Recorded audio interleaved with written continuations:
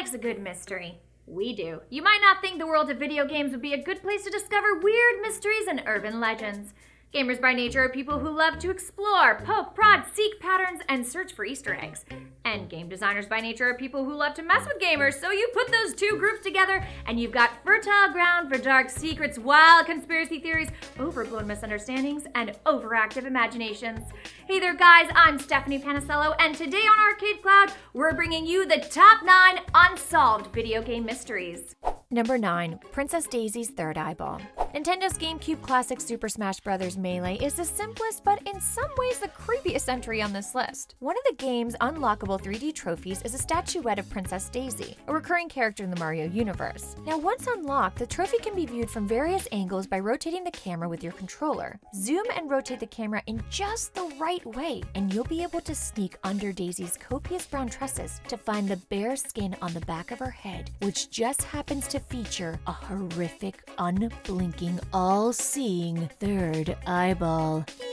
Oh my gosh, have you seen this thing? I mean, we envisioned 3 explanations for this grotesque deformity. 1, it's a simple graphical glitch. Doubt it. 2, a bored Nintendo developer decided to spook some gamers. Okay, I could see that happening. Or 3, it's the first clue to a vast network of hidden information which, when unraveled, recasts the Super Mario universe in a different and altogether sinister light. I don't know about you guys, but I know which explanation I prefer. Number 8, the MARROWIND mod of Doom. Bethesda Softworks' 2002 role-playing game, The Elder Scrolls III: Morrowind, shipped with a copy of the game's level editor, which made it right for modding. Thousands of user-made additions flooded the internet, from the simple graphical tweaks and quaint player housing to massive total conversions, jam-packed with new content. It's a tradition that's carried on through subsequent Elder Scrolls titles, Oblivion and Skyrim, but there's never been another Elder Scrolls mod quite like JVK 1166E, which was passed around via message boards and email in 2002. According to one description, the mod started you off in a game world where all quest essential characters were already dead, making the main storyline unwinnable. What's more, you were hounded by a strange assassin made of pure darkness who would kill you if you stood still too long. Following the instructions of a mysterious dark elf, it would lead you to a massive underground citadel, which culminated into a portrait gallery whose images drawn from the pictures folder of your own hard drive would turn to watch you no matter which direction you faced. Unfortunately, the absence of real video footage of this so-called mod, or of any extent download links, point to the likelihood that it's, a one-off creepypasta rather than a legit piece of programming for even an urban legend. But still, A for effort. That would scare the shit out of me. Number 7, World of Warcraft's Satanic Stormwind's Kids Gang. World of Warcraft's tranquil newbie zone, Elwyn Forest, provides a gentle introduction to the game, with a quaint sylvan setting that looks like something straight out of Grimm's fairy tale. It's so idyllic and pleasant, in fact, that you'd never suspected of it harboring a secret cult of satanic children. You heard right. You should know better. Each morning you'll find 6 kids named Jose, Cameron, Dana, Aaron, John, and Lisa, standing in a second-floor room of a house near the village of Goldshire, forming a configuration that might outline a pentagram if you squint. The children's room contains a roaring fire and deer's head over the door, and when you walk into it, the music changes from the Elwyn's typical soporific melody to something dark and sinister. Without breaking formation, the children make their way down the road towards the nearby city of Stormwind. Gamers have reported spooky sound effects and random snippets of dialogue referencing Cthulhu, a demonic old god from Warcraft lore. The kids have no apparent connection to any quest, and Blizzard has offered no explanation for their presence, which of course fans have taken as an invitation for rampant speculation. Some think of it as an Easter egg planted to hint at a future questline, while others claim a connection with the Diablo franchise. I prefer to think the children were put there by the ghost of a Blizzard developer who was murdered on this very day 10 years ago. It's the romantic in me. Number 6, Killswitch. 1989 puzzle platformer or post-2000 creepypasta. Well, it's hard to know for sure what Killswitch is, except that there's an awful lot of chatter about it on the web. According to dubious sources, Killswitch was released in Russia and Eastern Europe by the Carvina Corporation and told a tale of industrial miners exploited by an oppressive government, or something along those lines. Now, gamers could pick one of 2 characters with which to proceed through the game: an invisible demon named Gast, or a visible human woman named Porto. Gast's invisibility made completion nearly impossible, so most people played as Porto, who could change size in semi-random patterns. University students circa 1989 circulated hints on BBSs to help solve the game, which deleted itself upon completion. Capper is that according to legend, a Japanese collector named Yamamoto Ryuichi paid $70,000 for a rare copy of the game. Sound too crazy to be true? Yeah, you're probably right. Though YouTube is full of supposed video playthroughs, the game's graphics look a little more like modern retro game than true 1989 vintage. As detailed in an academic paper by author Chris Ryan, the Something Awful forums were awash with dissections and discussions of reasons why Kill Switch is a hoax, unless it's a Cold War era KGB op. Holy crap!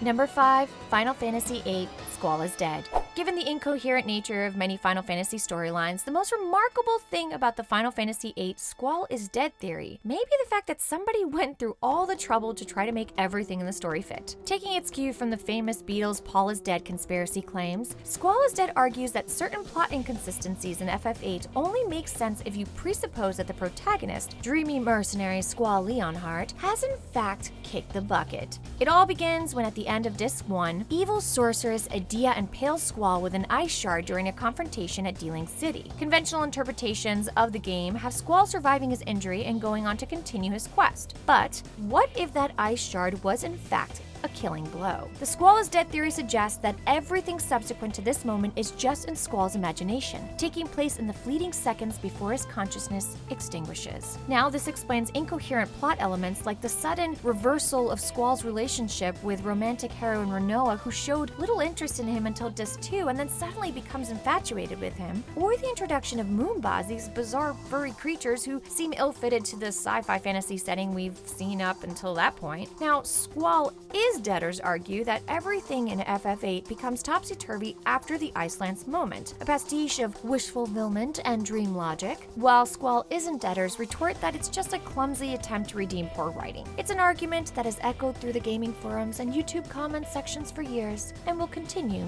into gaming history. Number 4, Minecraft Herobrine. Who knew? It turns out that Minecraft has its very own Slenderman. First mentioned in an August 2010 post on the official Minecraft forums, the spooky character known as Herobrine developed into a full-blown gaming meme. Herobrine is a white-eyed zombie glimpsed in the distance and apparently responsible for anomalous structures that couldn't be explained by the random terrain generation algorithms. The sand pyramids, the mysterious tunnels, and groves of leafless trees. Rumored to be the digital ghost of Minecraft creator Marcus Notch Person's deceased brother. Herobrine became a darling of meme factories like Creepypasta and DeviantArt. Now, there's no record that such a brother even exists, but Notch himself fanned the flames of speculation when he started including removed Herobrine as in the patch notes of developer logs. Presumably, the future billionaire was just yanking the chains of credulous gamers, but Herobrine still lives, at least in the minds of Minecrafters everywhere. A YouTube search for Herobrine sightings turns up hundreds of unique videos claiming that the polygonal poltergeist is still out there.